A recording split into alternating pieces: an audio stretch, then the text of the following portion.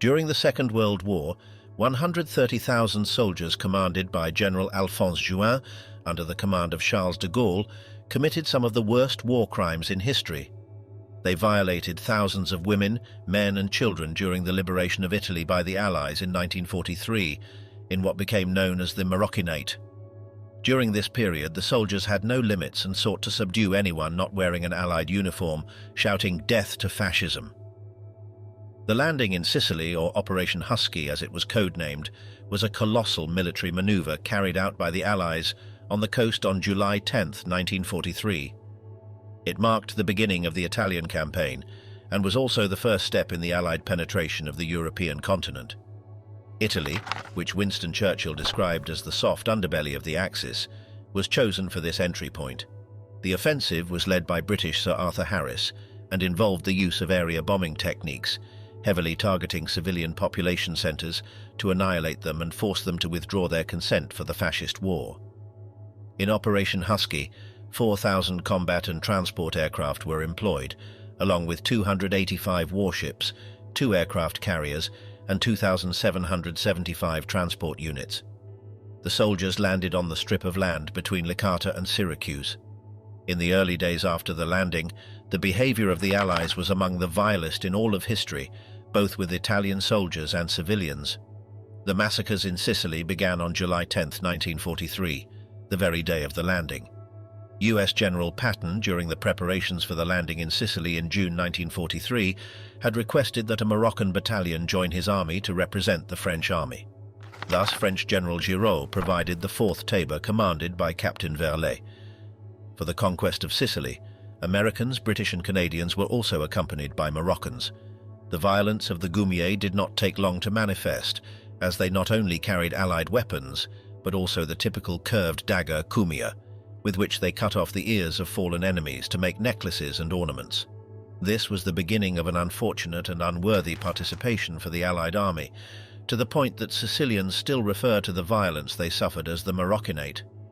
Their journey through the island's interior was marked by episodes that frightened and horrified the population, who tried to hide in safe shelters when possible. While the fighting continued along the front line, a peculiar private war between Moroccans and Italians took place in Capizzi. The fame of their acts had long preceded their arrival in Capizzi, creating unease and concern among the entire population. Unknowingly, the Americans themselves contributed to fueling the fear by advising the population to prudently remove their families from the countryside to avoid assaults like one that had occurred not far from the town, where 2 women had been violated. The Moroccans in Capizzi detained civilians at the town's entrance, stripping them of their wallets, watches and gold objects, often acting violently. An exemplary case was the episode of an earring theft, forcefully torn from a woman's ears, which cost a Moroccan dearly. By order of an officer, he was tied to the tail of a horse and then sent off at a gallop, but this was not enough of a lesson to maintain order among the Moroccan hordes.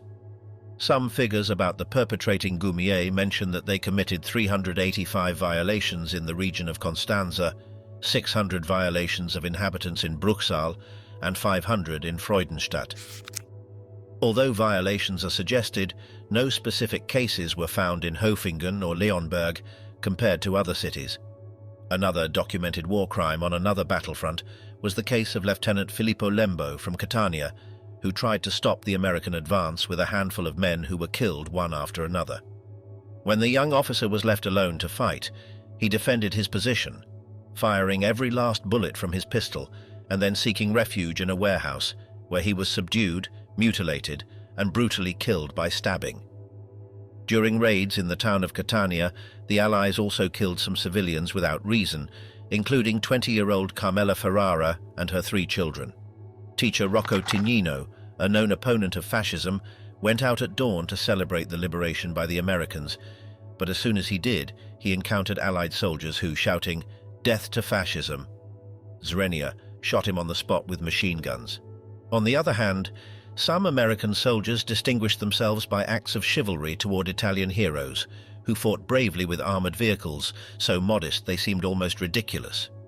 Sergeant Cannella, for example, tried to push back American soldiers in the center of Gela by attacking with an old Renault 35 tank that often stalled during action, forcing the driver to exit the vehicle to start it with a crank. As soon as he tried to break through with a shot from the Allies' tanks, it was split in two like a sardine can.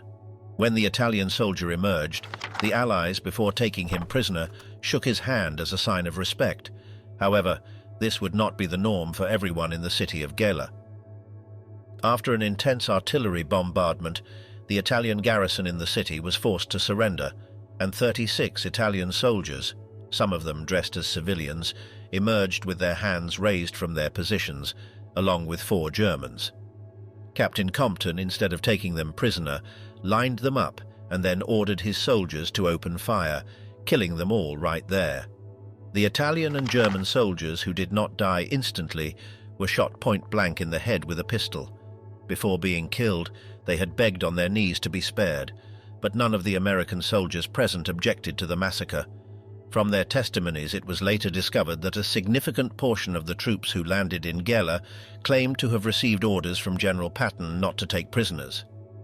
On the night of July 12th to 13th, 1943, in the area of Butera Caltanissetta, American Rangers opened fire on Italian soldiers who had their hands up, killing 3 and seriously wounding 2 others. Additionally, according to testimonies, around the Comiso airport Ragusa, 110 Italian prisoners were massacred. On July 18th in Barrafranca, between Enna and Piazza Armerina, 49 civilians were cut down by bullets from American low-flying air raids. Among the victims were 15 children, and it is highly unlikely that the pilots did not see them. In Piano Stella, Ragusa, Americans attempted to violate a young peasant woman and killed 4 people and a child.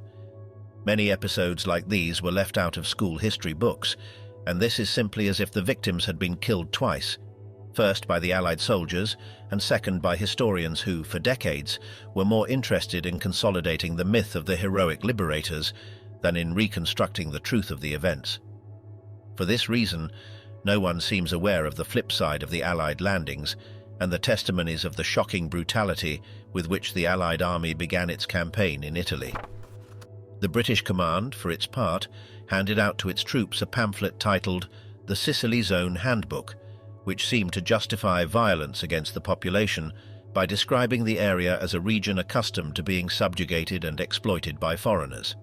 The text also recommended that soldiers be wary of the local population, while the password "Kill the Italians," used to recognize paratroopers dropped behind enemy lines, foreshadowed what would actually happen. Undoubtedly, the liberation from fascism began in the worst way, with 2 unjustified massacres of Italians, one in Gela and the other in Santo Pietro, which General Patton, commanding the US Army, tried to conceal by declaring that the victims were snipers.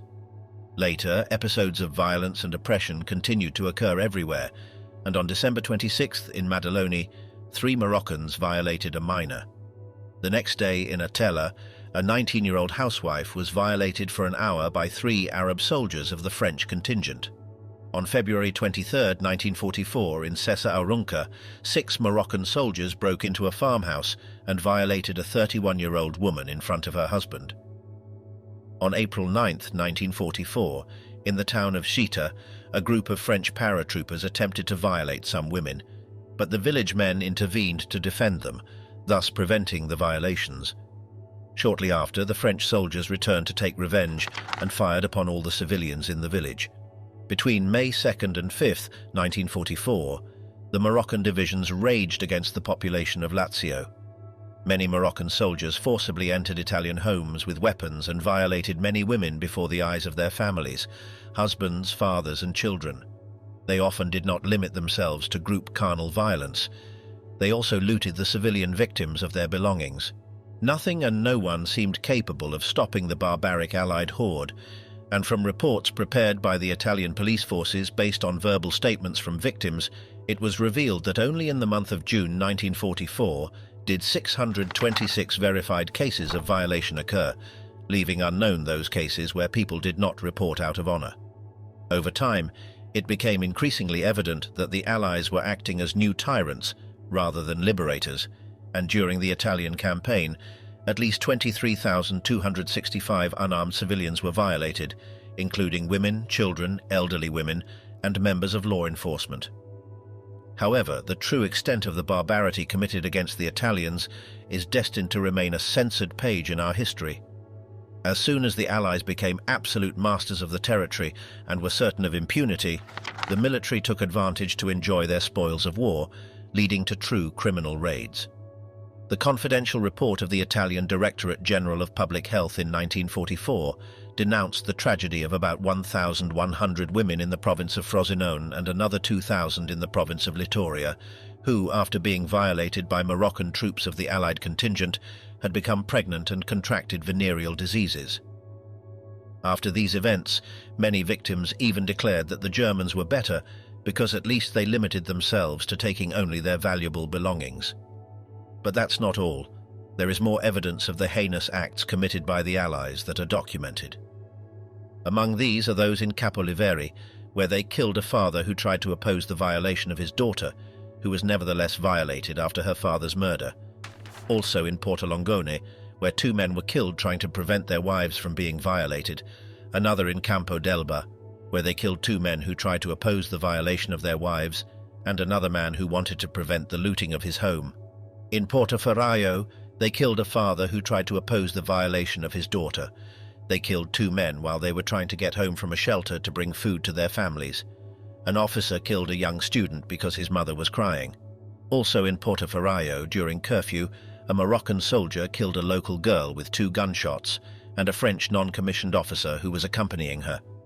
On the other hand, advancing in their liberation of Italy with the Battle of Monte Cassino, the Allies attacked the heights of Cassino to relieve pressure in Anzio and cross the Garigliano River and the Gustav Line.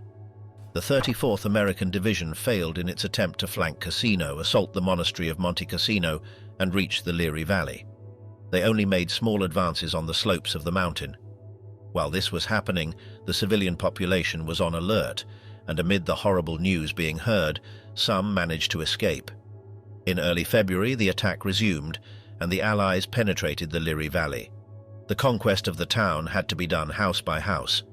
The attempt on February 10th ended up exhausting the Americans, who were replaced by the New Zealanders. However, by sending units to reinforce Anzio, operations in the area were suddenly halted. Monte Cassino was the strategic point. The Germans had built defenses and observation posts near the monastery, knowing that the Allies had decided not to bomb it. For their part, the United States Air Force was eager to demonstrate its capabilities, and after informing Italian civilians to evacuate, began bombing on February 15th with B-17, B-25, and B-26 bombers, using high explosive and incendiary ammunition, combined with artillery fire from the U.S. Second Corps. Despite its destruction, the infantry assault was repelled with heavy losses and was forced to retreat. On March 15th, aerial and ground assaults resumed. The aerial bombing was again ineffective, and German defenses repelled the infantry. The Allies failed even on a third occasion to take the Gustav Line, while the Germans built another line 16 kilometers further north. Incredibly, during the American advance toward the Gustav Line, the town of Castelnuovo al Volturno was completely destroyed by American soldiers solely to film a fake war documentary intended for the American public. To do this, Allied officers who had just liberated the town approached the Provisional Municipal Authority and ordered the evacuation of Castelnuovo al Volturno for about 10 days, under the pretext of needing to carry out disinfection. The local population was therefore first forced to board Allied military trucks of the Allied army and then abandoned in neighboring municipalities, where they were forced to seek shelter for the night. Once all the Italian civilians were evacuated from their homes, some Allied units arrived with another group of soldiers, disguised as Germans, to begin organizing a heroic house-to-house battle against the retreating Third Reich troops. And so Castelnuovo al Volturno was attacked by tanks, planes, bombs and machine guns, while American military cameramen filmed all the action as if it were a real battle. The church and the town's houses were reduced to rubble, and its inhabitants lost everything they had to film a Hollywood-style propaganda documentary intended to make the Allied forces appear invincible. Despite the severity of the episode, the United States government did not pay $1 in compensation, and most residents were forced to emigrate. Continuing with the outlined objectives, the Allies justified the invasion of Italy to control the Mediterranean, thus putting pressure on the Germans and preparing the Normandy landings and removing Italy from the war. But this strategy had a very high cost for the Italian population, who, faced with the invasion, witnessed the most gruesome and heinous acts against the female population of this country, acts that were under the shadow of the flags of liberation from fascism. Another of the war crimes committed on Italian soil was the Canicattì massacre, which consisted of 2 episodes of mass killings by the 45th Infantry Division of the United States, which massacred approximately 75 prisoners of war, most of them Italians. Near the French village of Haudeville-la-Hubert, American paratroopers killed 30 German prisoners of war from the Wehrmacht. On October 20, 1944, a US B-24 bomber from the 15th Air Force dropped approximately 80 tons of bombs on the densely populated Milanese suburbs of Goda and Pracato. The main staircase of the Francesco Crispi Elementary School in Goda was hit as students and staff rushed to air raid shelters. The explosion claimed the lives of 184 of the 200 students of the school and 19 teachers. Apparently, all these atrocious acts began as a result of the Malmedy massacre, from which an order dated December 21, 1944, from the headquarters of the 328th Infantry Regiment of the United States Army, specified that neither SS troops nor paratroopers were to be taken prisoner, but were to be shot on sight. Continuing with more war crimes, during the Allied invasion of Sicily, US troops were responsible for several civilian killings, notably in Vittoria, where 12 Italians died, including a 17-year-old boy. Frank Sheeran was one of the US veterans of World War II who admitted to committing war crimes. In interviews conducted with Sheeran, he recounted his wartime service with the Thunderbird Division as the first time he became indifferent to taking human lives. According to Sheeran, he participated in multiple killings and summary executions of German prisoners of war, crimes that violated the Hague Conventions of 1899 and 1907, as well as the Geneva Convention. On the other hand, German historian Miriam Gebhardt said that up to 190,000 German women are believed to have been violated by members of the United States Army when West Germany regained sovereignty in 1955, and most of the assaults occurred in the months following the US invasion of Nazi Germany. These data were obtained thanks to records kept by Bavarian monks from 1945. So, continuing with the historical account and the justification of the war to reclaim Italy, by obtaining air bases there, the Allies could reach the Balkans and Germany itself. The success of crossing the Strait of Messina and Operation Baytown relieved pressure on the Allies in their advance along the east coast. However, another of the most ominous war crimes of the 20th century was Katyn, which consisted of the mass murder with the annihilation of about 4,000 Polish officers, most of them reservists with academic careers, all executed by Stalin's secret police in the spring of 1940. This was much more than a war crime. It was an attempt by Stalin to exterminate the Polish ruling class to extend his totalitarian system of the Soviet Union to Poland. Moreover, another war crime executed by Stalin's Red Army was the Prussian genocide or Holocaust. This event took place with the expulsion of the civilian population inhabiting East Prussia and other regions. As the Soviets advanced, German civilians unconnected to the war found themselves unable to leave the region due to heavy snowfall, but this was no impediment for Soviet planes to attack them without mercy. Soviet troops carried out mass violations and other war crimes during the takeover of East Prussia, Danzig, and the Battle of Budapest. The most notorious war crimes committed against residents and soldiers by Soviet troops are the Metgethen massacre, where Germans were killed and violated by Red Army forces. The 2nd Guards Tank Corps of the Red Army murdered and violated 74 German citizens and 50 French and Belgian prisoners of war during the Nemmersdorf atrocity. Another war crime committed by the Soviets was when they massacred and violated a large number of German residents in Treuenbrietzen. The massacre known as Broniki was the execution of 153 German prisoners of war by Soviet forces. Soviet soldiers tortured, violated and murdered 596 Axis prisoners of war, mainly nurses, construction workers, communications personnel and civilians, in the Grishchino massacre. 160 wounded German soldiers were tortured, mutilated and killed by the Red Army and the Soviet Navy during the Feodosia massacre.